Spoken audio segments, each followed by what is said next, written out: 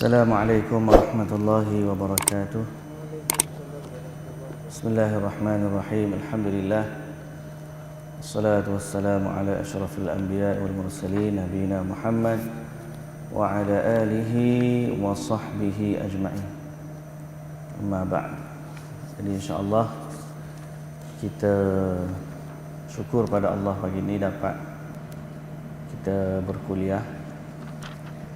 Pada pagi ini kita sambunglah bacaan kita dari surah Ali Imran, bermula dari muka surat 58. Ayat yang ke-62 dari surah Ali Imran.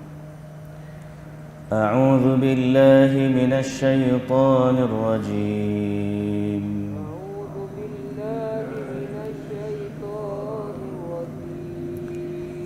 بسم الله الرحمن الرحيم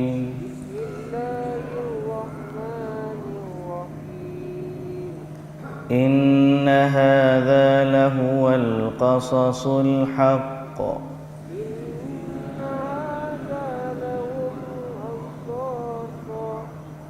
وما من إله إلا الله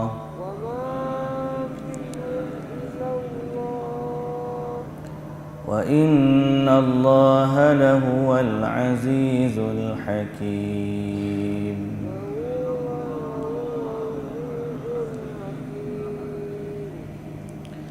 فإن تولوا فإن الله عليم بالمفسدين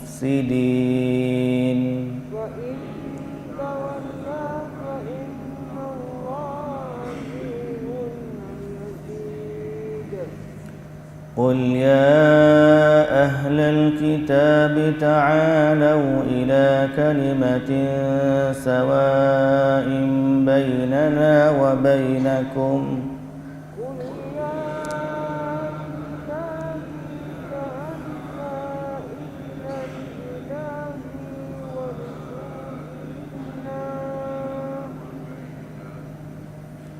ألا نعبد إلا الله ولا نشرك به شيئا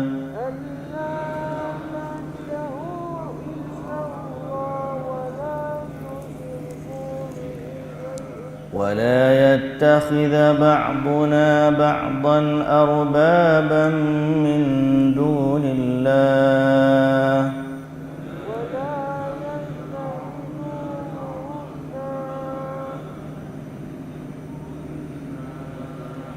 فإن تولوا فقولوا اشهدوا بأننا مسلمون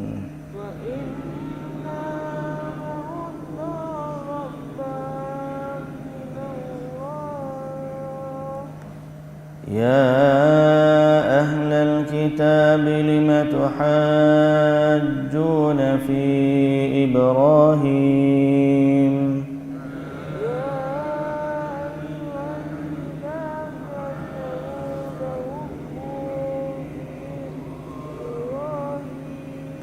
وما أنزلت التوراة والإنجيل إلا من بعده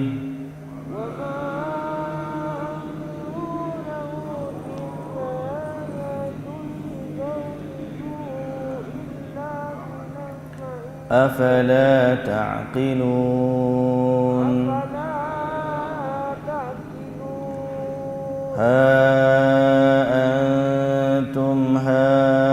هؤلاء حاججتم فيما لكم به علم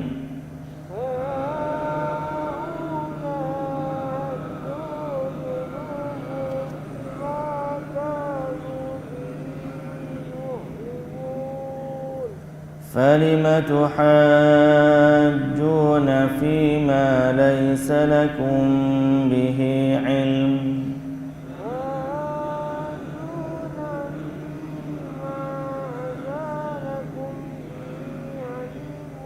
والله يعلم وأنتم لا تعلمون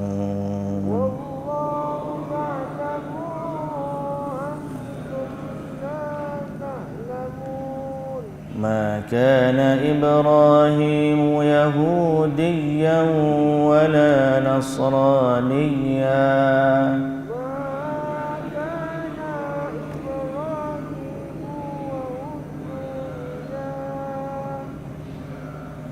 ولكن كان حنيفا مسلما وما كان من المشركين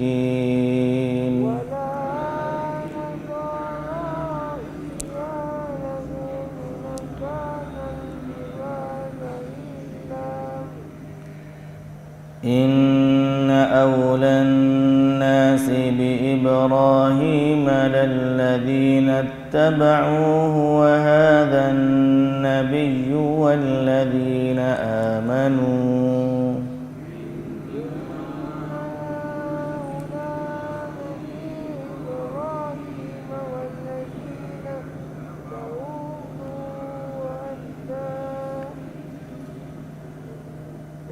والله ولي المؤمنين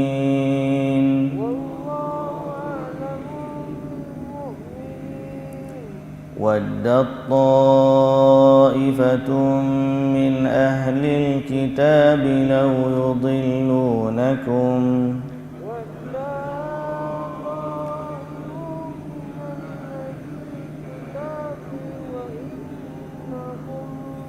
وما يضلون إلا أنفسهم وما يشعرون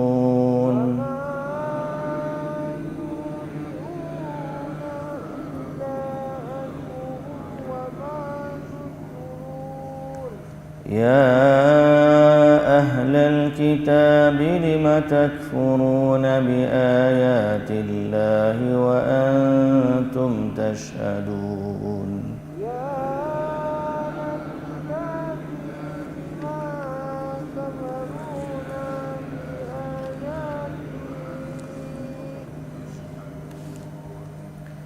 يا أهل الكتاب لم تلبسون الحق بالباطل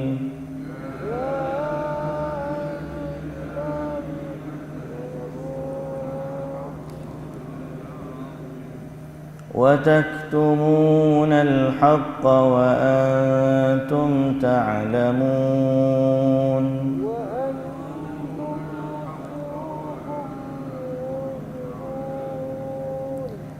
وقالت طائفة من أهل الكتاب آمنوا بالذي أنزل على الذين آمنوا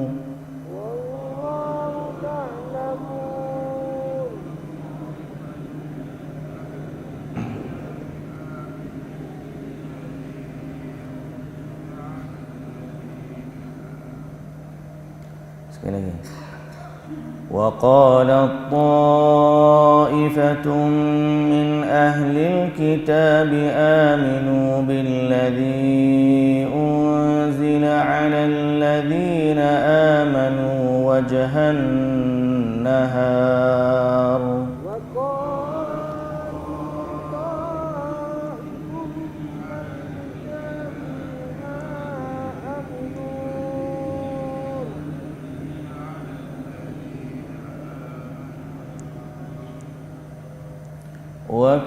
واكفروا آخره لعلهم يرجعون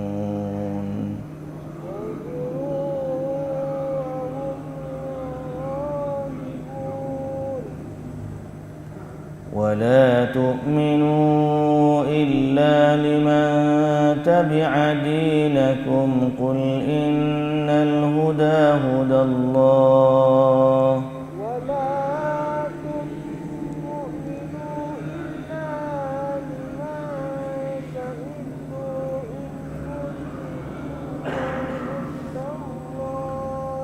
قل إن الهدى هدى الله أن يؤتى أحد مثل ما أوتيتم أو يحاجوكم عند ربكم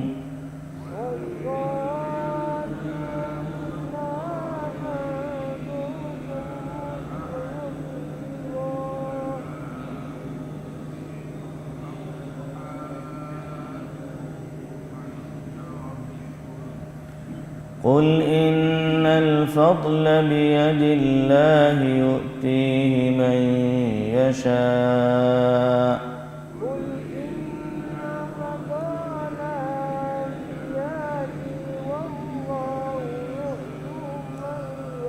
والله واسع عليم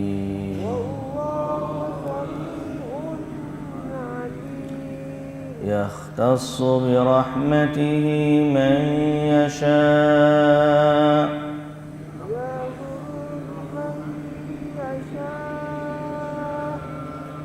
والله ذو الفضل العظيم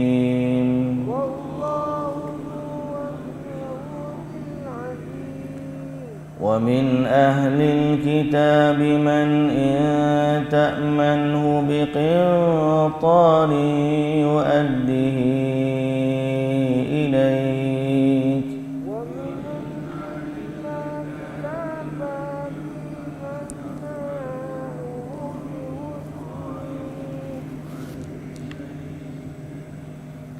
ومنهم من إن تأمنه بدينار لا يؤديه إليك إلا ما دمت عليه قائما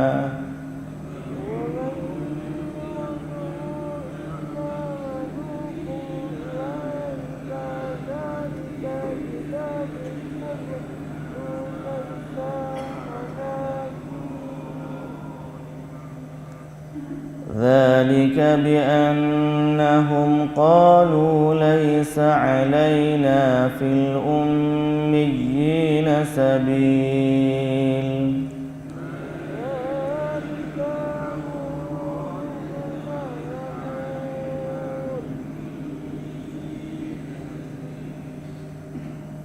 ويقولون على الله الكذب وهم يعلمون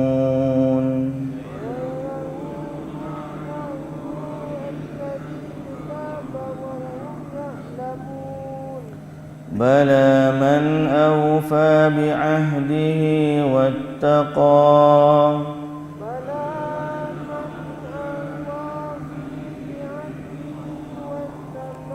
فإن الله يحب المتقين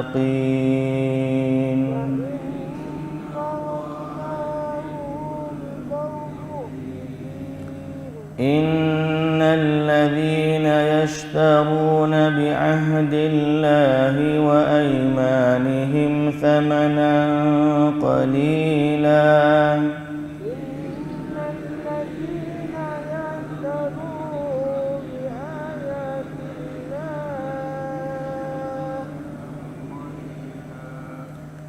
أولئك لا خلاق لهم في الآخرة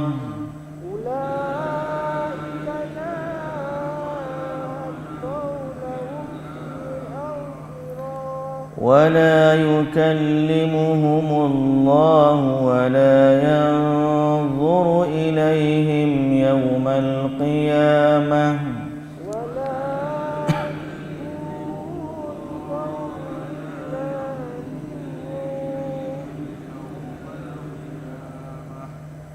ولا يزكيهم ولهم عذاب أليم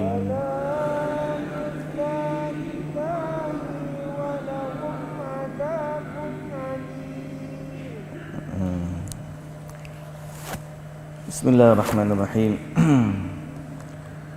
الحمد لله رب العالمين والصلاة والسلام على أشرف الأنبياء والمرسلين نبينا محمد وعلى آله وصحبه أجمعين أما بعد Alhamdulillah, sekali lagi puji dan syukur bagi Allah Subhanahu wa taala. Selawat serta salam atas Nabi junjungan Nabi Muhammad sallallahu alaihi wasallam, juga atas ahli keluarga baginda, para sahabatnya dan para pengikutnya yang setia sehinggalah ke hari kiamat. Alhamdulillah, syukurlah kita pada Allah hari ini dapat juga kita kuliah subuh walaupun agak sikit lewat sikit lah. Minta maaf dalam belakang, ada kesilapan, bukan kesilapan, ada bagi teknikal isu sikit tadi. Salah turun stesen tadi. Patut turun Greenwood pergi turun di 3S tadi. Jadi kelai kabut sikit. Tapi tak apalah, alhamdulillah sampai jugalah. Ya, muslimin dan muslimat yang dirahmati Allah, jadi hari ini kita kembali kepada ayat-ayat tadabbur kita, iaitulah dari surah Al-Baqarah. Ayat tadabbur kita dari surah Al-Baqarah bermula dari ayat 158. Ayat 158. Surah Al-Baqarah ayat 158 dari juzuk yang kedua lagi. Dari juzuk yang kedua. Baik. Ayat surah Al-Baqarah 158 ni Allah Subhanahu wa taala menyatakan dalam Quran, Innas safa wal marwata min sya'airillah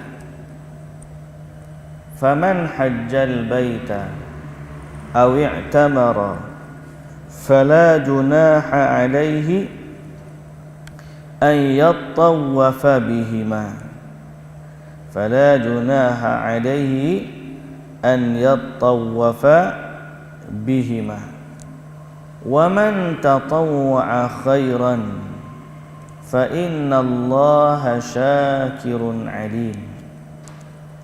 Baik, muslimin dan muslimat yang dirahmati Allah, makna dia, inna safa, sesungguhnya as-safa. As-safa di sini merujuk kepada bukit Safa. Merujuk kepada bukit Safa yang duduk dekat dengan Kaabah. Wal marwata merujuk kepada bukit Marwah yang ada juga tepi dekat dengan Kaabah. Min sya'airillah, termasuk dari syiar-syiar Allah. Termasuk dari syiar-syiar Allah. Apa maksud syiar? Iaitulah dari tanda-tanda kekuasaan Allah Subhanahu wa taala. Dan syiar Allah ni adalah tempat-tempat khusus yang mana seseorang itu dituntut untuk mengagungkan Allah Azza wa Jalla padanya. Bukan kerana tempat itu yang istimewa kerana dirinya, tidak. Kerana Allah Azza wa Jalla telah memilih tempat itu menjadi sebahagian daripada tempat untuk diagungkan Allah padanya. Faman hajjal baita, siapa yang berhaji di Kaabah. Faman hajjal baita, barang siapa beribadat haji ke Baitillah. Termasuklah juga awi'tamara, ataupun dia buat umrah. Fala junaha, tidak ada kesalahan. Okey, tidak ada dosa baginya. Fala junaha alaihi an yattawafa, untuk dia bertawaf bihima. yakni tawaf di sini maksudnya dengan lafaz sa'i lah, untuk ulang alik, kerana sifat tawaf ni ulang alik kan. Bihima, di antara keduanya. Wa man tatawwa'a khairan, barang siapa yang menambahkan, wa man tatawwa'a khairan, atau barang siapa yang dengan kerelaan hati mengerjakan kebajikan, fa innallaha syakirun alim, sesungguhnya Allah Maha mensyukuri lagi Maha mengetahui. Baik, muslimin dan muslimat yang dirahmati Allah Subhanahu wa taala sekalian.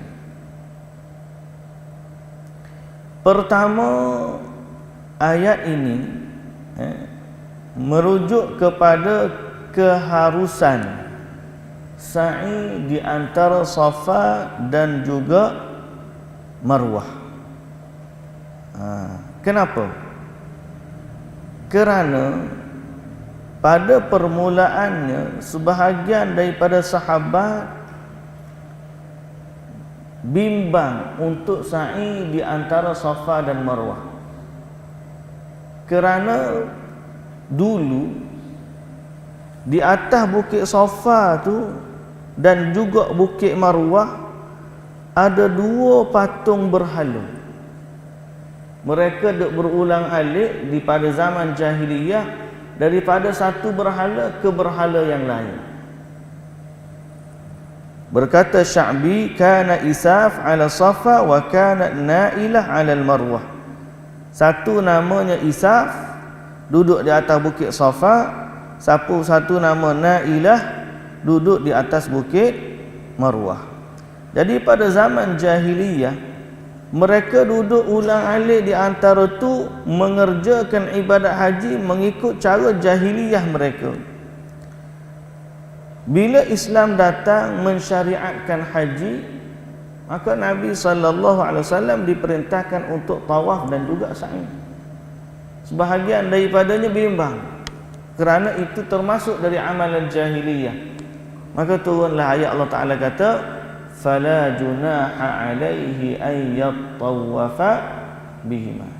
Tidak ada kesalahan untuk tawaf ataupun sa'i di antara Safa dan juga Marwah. Jadi ini salah satu daripada tanda menunjukkan bahawa betapa orang jahiliyah telah banyak sangat mengubah ajaran Allah Subhanahu wa taala, dan mereka meletakkan berhala di atas syiar-syiar Allah. Di Safa, di Marwah dan di sekeliling Kaabah tu penuh dengan patung-patung berhala. Okey. Baik. Yang kedua,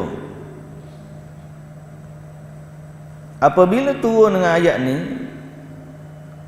maka Nabi sallallahu alaihi wasallam pergi ataupun turun ayat ni, anna Rasulullah sallallahu alaihi dalam peristiwa haji, dalam peristiwa haji, apabila Nabi selesai tawaf, ada ila rukn fastalamahu.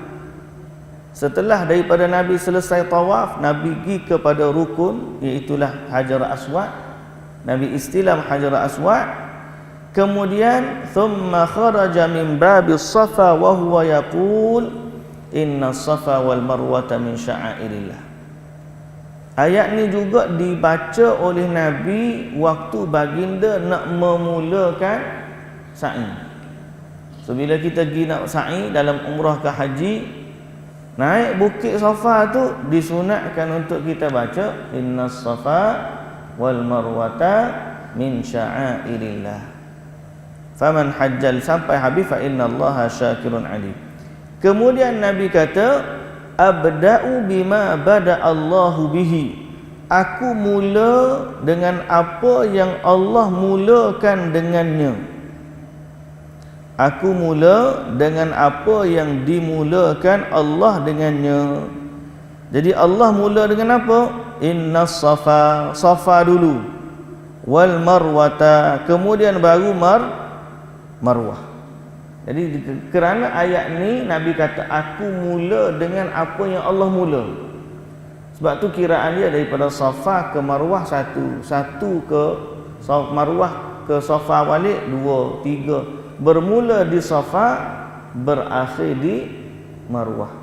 Kenapa tak mula Marwah dulu? Boleh tidak orang mula Marwah dulu? Jawapan dia tidak. Kerana Allah telah memulakan, Allah Ta'ala kata innas Safa wal Marwata. Jadi Nabi kata aku mulakan dengan apa yang Allah mulakan. Jadi bermula sa'i ni di Safa, kemudian berakhir di Marwah.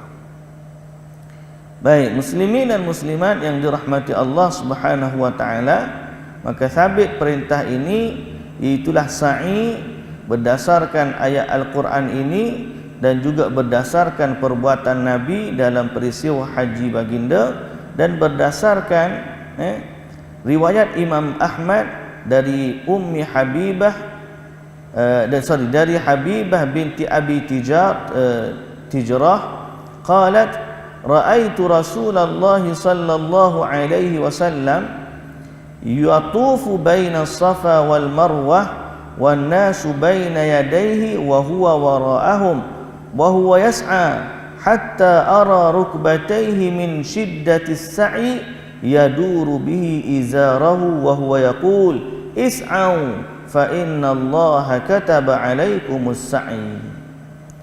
Kata di Ummi Habibah, dia kata, aku melihat Rasulullah sallallahu alaihi wasallam melakukan sa'i antara Safa dan Marwah. Manusia ramai depan Nabi, dia duduk belakang, kemudian Nabi berlari. Sa'i ni Nabi berlari sehingga aku melihat betisnya daripada kesan kuatnya lari, yaduru bihi izarahu, sehingga terangkat izar, kain bawah dia tu terangkat, nampak betis Nabi kerana kuatnya Nabi lari, bukan sekadar lari-lari anak. Sebab tu ada satu kita panggil kat lampu hijau tu kan, kawasan tu yang disunatkan untuk kita berlari kuat. Kerana perbuatan Nabi sallallahu alaihi wasallam, Nabi kata is'au, lari, fa innallaha kataba alaikumus sa'i, kerana Allah telah mewajibkan ke atas kamu as-sa'i. Wastudilla bihadzal hadits anna as-sa'i baina Safa wal Marwah ruknun fil hajj. Jadi berdasarkan dalil ini, dia adalah rukun dalam ibadat haji, kerana itu mesti dia dilaksanakan Safa atau tawaf dan juga sa'i. Baik. Wa taqaddama fi hadis Ibn Abbas anna asla dhalika ma'khudhun min tawafi Hajar wa tirdaduha baina Safa wal Marwah fi talabil ma' li waladiha. Dan asas kepada perbuatan tersebut ialah perbuatan Hajar apabila mencari air untuk anaknya setelah dari ditinggalkan oleh Nabi Ibrahim alaihissalam di tanah gersang yang tidak ada air, sehinggalah datangnya malaikat Jibril alaihissalam, dan malaikat Jibril cucuk tempat itu bi'r Zamzam dengan telaga Zamzam, sehingga waktu dia duduk berlari-lari itu, maka disyariatkan bagi kita untuk sa'i, mengenang kepada peristiwa Hajar yang ditinggalkan oleh Ibrahim dan keyakinan mereka kepada Allah Subhanahu wa taala. Jadi sebab itu bila kita pergi kepada haji dan juga umrah, muslimin dan muslimat yang dirahmati Allah, syiar Allah ni terlalu banyak untuk kita ingat dan kita hayati, serta kita agungkan Allah pada setiap syiar dengan ibadat-ibadat yang tertentu. Sebab itu baru ni kita bincang masalah hukum tawaf. Jadi tawaf ni khusus di Kaabah, tidak boleh dibawa kepada perkara lain. Contohnya kita kata Safa dan Marwah, dia nak pergi tawaf Bukit Safa, kemudian dia nak pergi tawaf Bukit Marwah secara sendiri. Pusing dulu Bukit Safa 7 kali, kemudian pergi pusing pula Bukit Marwah 7 kali. Kenapa? Kerana ini adalah amalan yang ada di Kaabah. Jawapan dia tak boleh. Walaupun kedua-duanya, ketiga-tiganya syiar Allah, tapi ibadat tawaf tu hanya di Kaabah. Dan ibadat sa'i disyariatkan dari Safa ke Marwah dan Marwah ke Safa balik sampai 7 kali.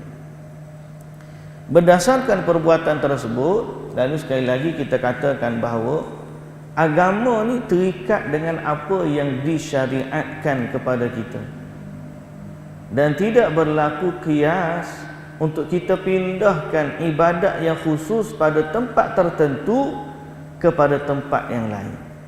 Seperti contoh memindahkan ibadat tawaf ke Bukit Safa, ke Bukit Marwah, ke Telaga Zamzam, ke Maqam Ibrahim dan ke mana-mana saja.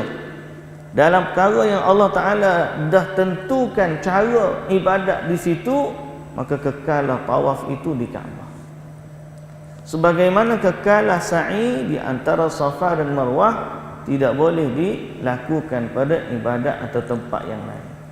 Kerana ibadat ini terikat dengan syariat. Itu asas yang kita kena pegang, dan asal pada ibadat ni kita tangguh dulu, kita tak buat sehingga ada perintah yang diperintahkan kepada kita. Jadi sebab itu contohlah ada orang sekarang ni, sebahagian orang dia tawaf di kubur. Sebahagian orang dia tawaf di kubur. Seolah-olah ibadat tawaf itu boleh dibuat di kubur dan mereka mengambil berkat daripada tuan kubur. Jadi jawapan kita ataupun dalam masalah ini, pertama, tidak ada perintah pun dari agama ini untuk tawaf di kuburan. Yang ada perintah tawaf adalah di Baitillah, Kaabah sahaja. Tak ada. Tidak di kubur Nabi, tidak di kubur Baqi', apatah lagi pada kubur-kubur selain daripada mereka. Kerana dia tak termasuk dari syiar Allah.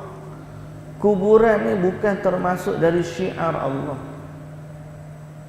Dan tidak ada ritual khusus pun seorang itu pergi ke kubur, melainkan sunnah Nabi sallallahu alaihi wasallam bila pergi ziarah kubur, bagi salam kepada ahli kubur dan doakan kepada mereka agar Allah beri kepada mereka rahmat dan Allah Ta'ala berikan kepada mereka keampunan.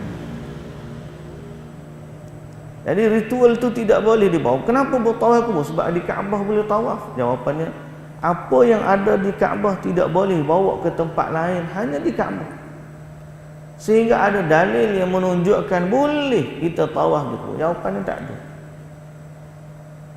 Sebahagian orang kata Allahu Akbar, kalau kita pergi di tempat-tempat kubur-kubur yang keramat ni, dibina binaan yang besar, kemudian ada laluan tepi dia untuk orang tawaf. Lalu kita katakan perkara itu menyelisih dan menyalahi amalan ibadah kepada Allah, dan yang paling kita bimbang ialah dia menganggap orang dalam kubur tu boleh memberi manfaat kepada mereka, lalu mereka minta kepada tuan kubur tersebut. Yang ini yang kita paling bimbang. Sebab tu asas dalam agama ni kefahaman kita bahawa kita tidak akan melakukan satu pun ibadat dalam agama sehingga ada perintah agama yang memerintahkan. Kalau tak ada, kita tawakuf. Kita tak nak kata salah ataupun sebab kita tak tahu, tapi kita tak buat lagi sehingga kita tahu. Jangan buat dulu, buat baru kita tanya, ustaz boleh tak buat lagu ni? Kalau kata tak boleh, alamak sudah lah, susah. Patutnya kita kata benda ni boleh ke tak boleh, kita tahan dulu sehingga kita buat. Ini juga berdasarkan dalil daripada para sahabat yang bertanya, senantiasa bertanya kepada Nabi apa amalan yang mereka nak buat. Termasuklah Nabi SAW sendiri mengajarkan kepada sahabat amalan-amalan yang nak dilakukan tanpa Nabi melepaskan kepada mereka, terpulanglah kamu nak buat macam mana. Jadi sebab itu bab ni muslimin dan muslimat yang dirahmati Allah, berdasarkan ayat ini kita stick kepada apa yang Allah Ta'ala perintahkan kepada kita. Okey?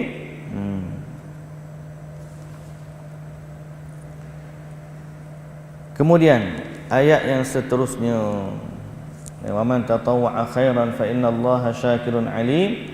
Qila zada fi tawafihi bainahuma ala qadri alwajib thaminah wa tasi'ah wa qila yatufu bainahuma fi hajjati tatawwu' aw umrati tatawwu', wa qila al-muradu at-tatawwu' khairan fi sa'iril ibadat, hakadzalika ar-Razi wa uziya ats-tsalits ila al-Hasan al-Basri wallahu a'lam. Jadi siapa yang menambahkan dengan rela hati, maknanya tatawwu' ni perkara sunat, maka Allah Ta'ala sangat mensyukuri dan maha mengetahui. Ada yang kata kalau dia terlebih tawaf 7 betul dah, tambah jadi 8.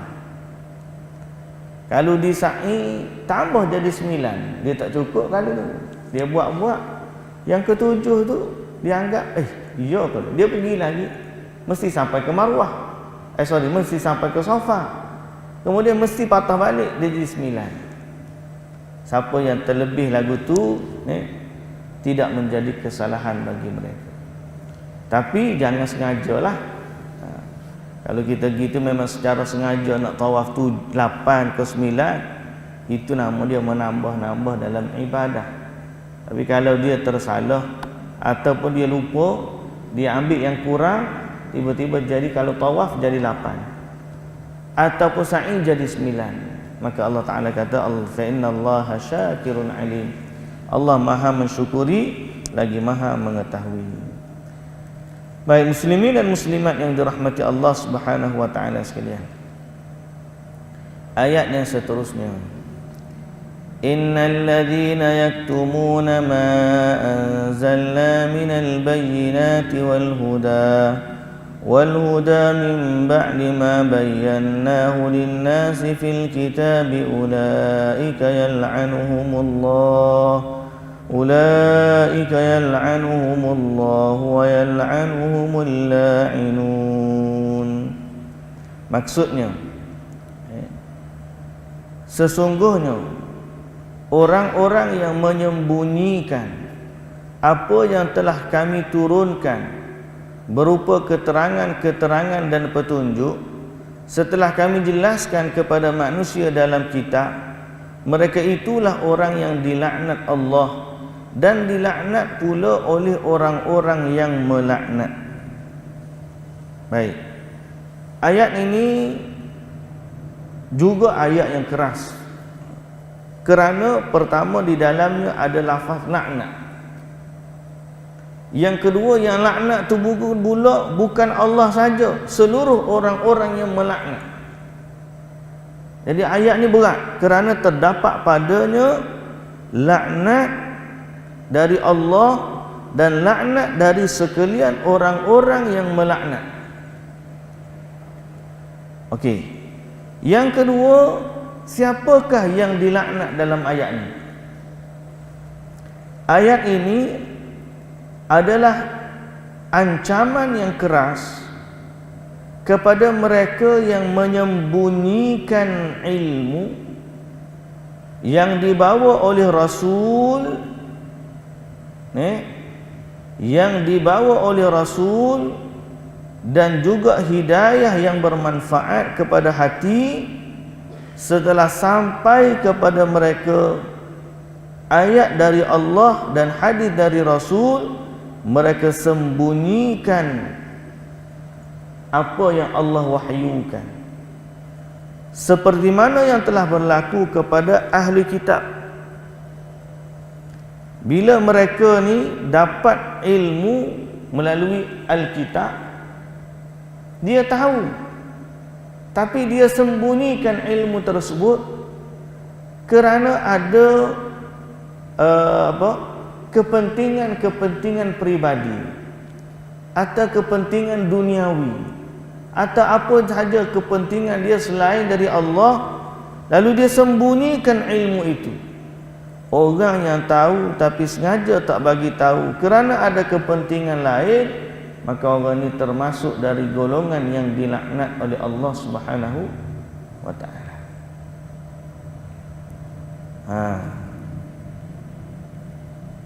Sehingga dalam hadis riwayat Imam Ahmad dari Abi Hurairah radhiyallahu anhu bahawa Rasulullah sallallahu alaihi wasallam bersabda, man su'ila an ilmin fakatamahu uljima yaumal qiyamah bilijamin min nar.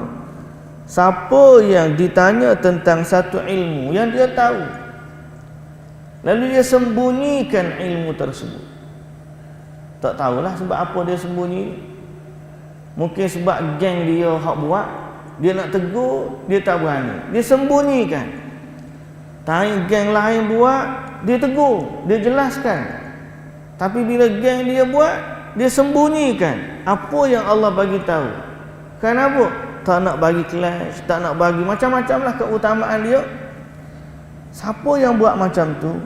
Siapa yang ditanya tentang ilmu lalu dia sembunyikan ilmunya, uljima yaumal qiyamah bilijamin min nar, maka dia akan diikat pada hari kiamat dengan lijam. Lijam ni apa yang kita panggil, kalau kuda ni dia kekang mulut ni, tali kekang mulut, tahu dia panggil apa saya pun, kalau kita naik kuda ada satu tali yang duduk diikat di mulut kuda. Tali itu tengah dia ada besi, kiri kanan dia ada tali. Lepas tu diikat pula dekat hidung kuda tu. So bila dia tarik, kita nak berhenti, dia akan tarik. Jadi kuda tu akan berhenti bila tarik. Bila lepas, kuda tu akan laju depan. Tapi nak berhenti, dia akan tarik. Lijam tu adalah pengikat kekang mulut. Jadi kata Allah Azza wa Jalla, atau kata Nabi SAW dalam Musnad Imam Ahmad, dari beberapa jalan yang menguatkan antara satu sama lain. Kata Nabi SAW, siapa yang ditanya tentang satu ilmu lalu dia sembunyikan ilmu tersebut, ini bahaya kita ni, terutamanya bagi orang yang mengajar lah. Kalau dia tahu satu ilmu, dia sembunyikan ilmu yang dia tahu semata-mata kerana ada kepentingan selain daripada Allah. Pengaruhnya, dia mengajar, mungkin dia nak mengajar orang yang orang suka je, dia tak ajar yang orang tak suka. Kalau orang tanya pun dia tak berapa nak jawab mana. Pasal apa? Nanti kepentingan dia hilang. Bagi contoh, dia tahu tapi dia tak apa. Waktu baru ni kita belajar dalam bab tauhid. Manusia dengan bab tauhid ni ada 5 kategori. Satu kategori orang yang mana dia faham bab pentingnya tauhid dan dia akan ajar kepada masyarakat, utamanya ialah mengesahkan Allah dengan tauhid. Dia akan larang orang buat syirik, dia akan larang orang buat khurafat, dia akan ajak orang, jom kita mari sembah Allah Subhanahu wa taala.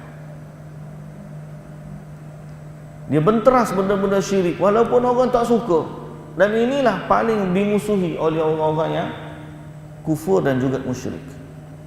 Kategori pertama. Kategori yang kedua, orang yang mana dia tak anggap pun benda ni kepentingan. Dia tak anggap pun benda ni kepentingan, mencegah dari kesyirikan. Asal orang tu ataupun orang yang kategori ni, dia mengajak orang kepada kebaikan dari sudut fiqh. Mari kita semayang, mari kita puasa, mari kita zakat. Pada dia ajak kebaikan tu betul. Tapi bila bab-bab syirik, bab-bab khurafat, dia tak berapa nak halang orang. Dia lebih suka kepada bab fiqh, bab puasa, bab apa. Pasal apa? Kalau dia menentang kesyirikan, dia akan jadi ramai musuh dia. Sebab kerana inilah Nabi SAW dimusuhi. Kemudian ada sebahagian orang, bukan sekadar dia tak ajar, bukan sekadar dia sembunyikan, atau satu dia menyembunyikan apa tu ilmu-ilmu yang berkait dengan kesyirikan. Yang keempat, orang yang memusuhi dakwah tauhid. Dia ada ilmu tapi dia sendiri tak suka kepada orang yang cegah orang Padahal dia tahu Allah Ta'ala memang tak suka kepada kesyirikan. Tapi bila ada orang ajak kepada kesyirikan, dia pula sikit-sikit syirik, asyik-asyik syirik.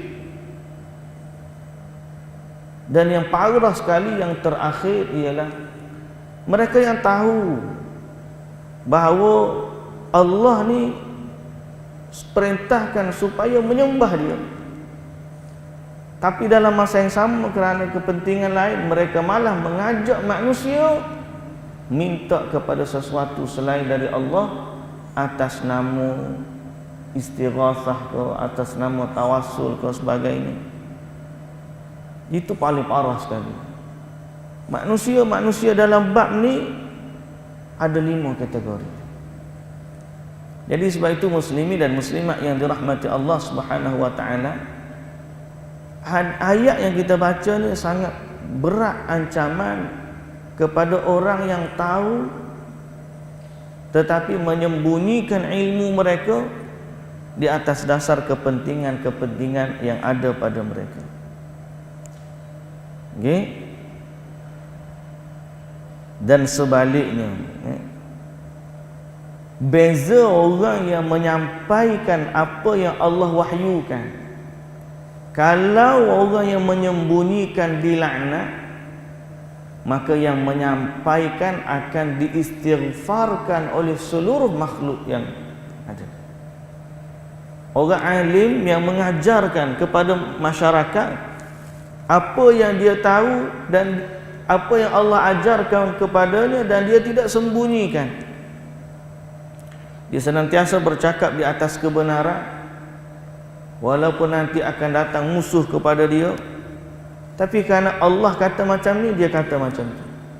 Kerana Nabi perintahkan macam ni, dia ajak Nabi macam ni, dia ajak orang macam tu. Orang ni kelebihan dia diistighfarkan oleh malaikat, diistighfarkan oleh ikan-ikan di laut, sampai semut-semut di darat pun akan beristighfar kepada orang yang alim mengajarkan ilmu kepada masyarakat.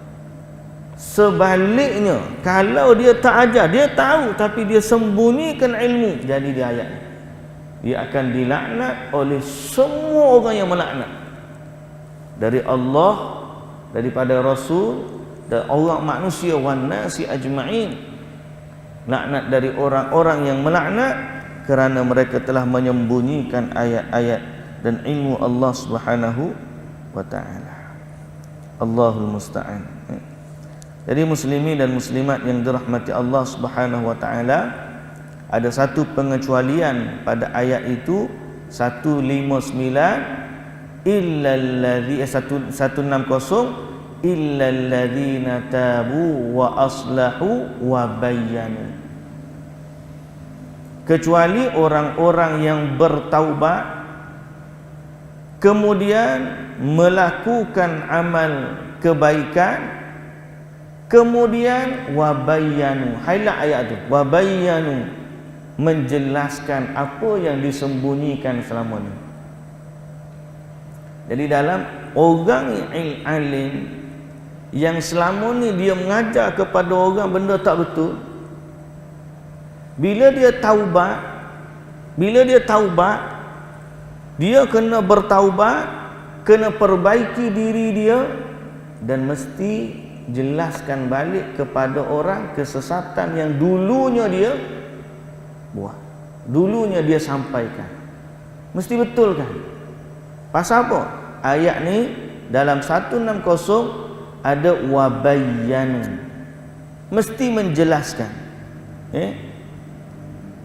mesti menjelaskan kepada orang apa yang dulunya dia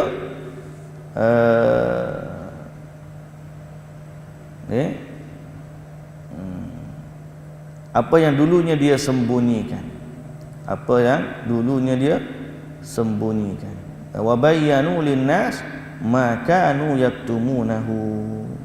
Ini antara syarat taubat bagi orang yang mengajak orang kepada kemungkaran untuk dia perbetulkan balik. Sebab tu kita ni kadang-kadang bab ni lah kita paling bimbang, terutamanya di zaman media sosial. Bila dah terlepas tu, Nak tutup balik hak kita kata dulu tu Allahu Akbar. Bila dah terlepas orang tu share, orang ni share, nak tarik balik tu payah juga. Semoga Allah Subhanahu Wa Taala mengampunkan dosa-dosa kita dan juga orang-orang yang layak untuk mendapat keampunan dari Allah Subhanahu Wa Taala dengan taubat yang dilakukan. Dan semoga Allah Taala juga menjadikan kita para pendakwah semua sekali, baik yang saya mengajar ataupun tuan-tuan yang mendengar, kita semua adalah para pendakwah yang nak mengajak manusia kepada kebaikan dan nak menjauhkan masyarakat daripada kesyirikan. Dan kita harap Allah Subhanahu Wa Taala berikan kepada kita keikhlasan dalam menyampaikan ilmu dan tidak termasuk dari mereka yang menyembunyikan ilmu. Baik muslimin dan muslimat yang dirahmati Allah, kita berhenti setakat itu dulu. InsyaAllah esok hari kita ada lagi, kita sambung pada ayat tadabbur yang seterusnya. Wallahu ta'ala alam. Subhanakallahumma wa bihamdika asyhadu an la ilaha illa anta astaghfiruka wa atubu ilaik. Aqulu qawli hadza wa astaghfirullahal azim li wa lakum. Assalamu alaikum warahmatullahi wabarakatuh.